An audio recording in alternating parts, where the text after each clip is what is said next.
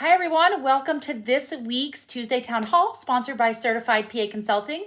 I'm Casey D'Amato, founder, president of Certified PA Consulting. We've been around since 2009.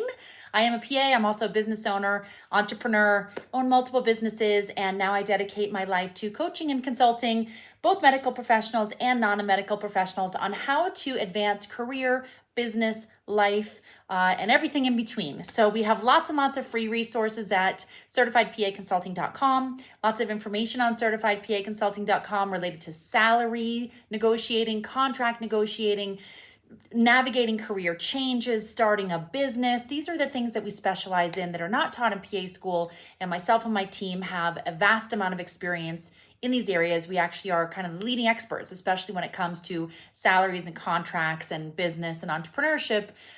We can really help you and provide resources to get you started and pointed in the right direction. I also offer executive coaching for those who are at a higher level and really looking to take their business to the next level or their life to the next level. So every single week we put out a new video. We call it our Tuesday Town Hall. And on this week, we are talking about why it's so difficult to make an exit.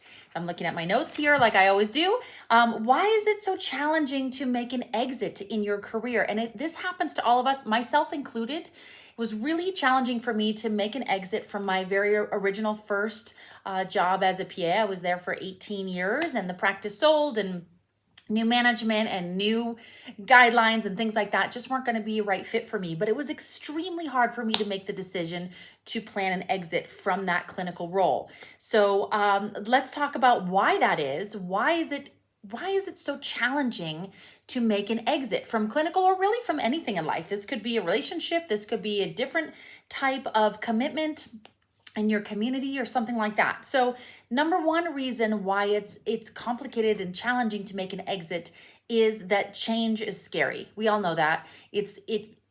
We get used to our normal routine, and anything outside of that routine, the fear of the unknown becomes overwhelming and paralyzing. And then we just think, it's just easier to stay and keep doing what I'm doing, because what if I don't like the new situation?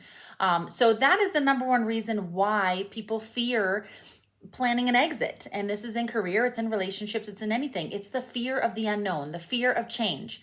Now, the truth of the matter is, if you're fundamentally unhappy 99% of the time, after you rip that Band-Aid off and you make the decision to make a change, almost always your life improves for the better.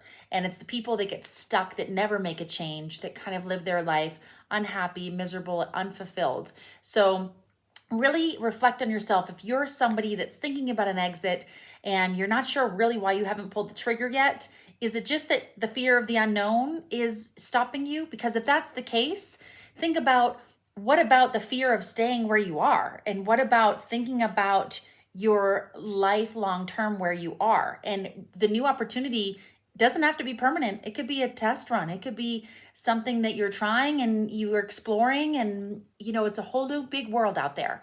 So fear of change is why most people avoid an exit. Unfortunately, that's the number one why making exit is so difficult. Number two, fear of failure. That's what we all have, especially as medical professionals, because we are overachievers by nature. And so fear of failure. What if the new environment were not as successful as we were in this specialty with these teammates and colleagues? What if, patients don't like us as much in the new situation? So the fear of failure stops a lot of people from making an exit as well. So number one is the fear of change. Number two reason why people delay or don't participate in an exit is the fear of failure. And that happens to everybody. We just don't know. What if we feel afraid of, we're not going to learn new skills, which of course we can learn new skills. We learned a lot of skills to get where we are in life. So we're going to learn more skills. So the fear of failure is all in our minds. If we're successful up to this point in life, there's nothing to think that you're not going to be successful in your next chapter of life. So the fear of failure is here.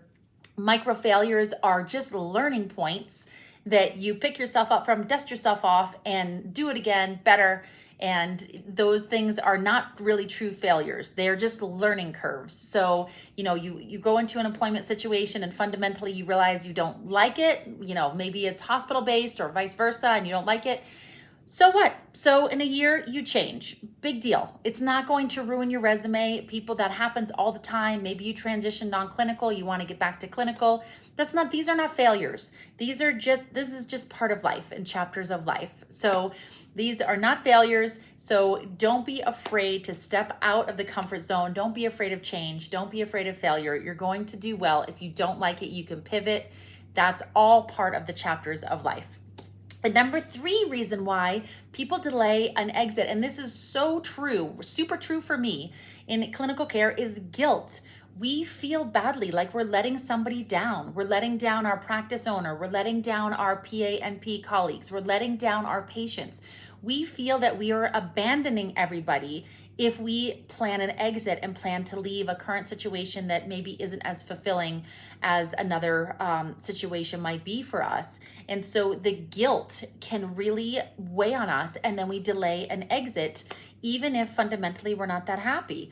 And this happens in personal relationships big time. The fear of guilt with significant others or children or parents or any of the above. And even in careers, the fear of guilt with significant others and parents, right, who may be paid for education and things like that.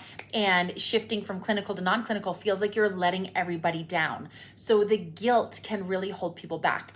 But these reasons are not good reasons to delay or prevent an exit. So fear of change, fear of failure, and guilt that we should be making everybody else happy, but at the jeopardy of our own happiness or fulfillment.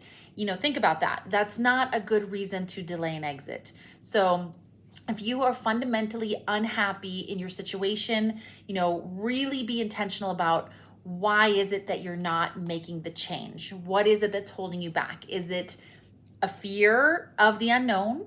Because I promise you, the unknown may be better than where you are now. If you're unhappy, then why would you stay someplace where you're unhappy? Is it fear of failure? You've been successful in your life up to now. You're going to be successful. And things that you might perceive as failures are just part of life and just learning points. They're not really true failures. And number 3, are you not making a change or not planning an exit because of guilt to somebody else? Whoever it might be in the workplace or your personal life. And if that's the case, why are you making somebody else happy at for your unhappiness? I don't think anybody in your life wants you to be unhappy. So really think about your exit and why, if you really are unhappy and you're thinking about an exit, why haven't you done it? Because it doesn't make sense if you stay in it. We talked about this in one of our prior videos. If you stay where you are and you're fundamentally unhappy, then fast forward 5 years, 10 years in the future, 20 years in the future, you're still in the same situation and you're unhappy. Why not make an exit and give yourself the opportunity to be happy and fulfilled in your life? So I hope this quick video helped you out, maybe resonated a few little things for you. And this is why we have services at Certified PA Consulting specifically for medical professionals navigating career changes, whether it's clinical, non-clinical, business, any of the above, negotiating, any of those things.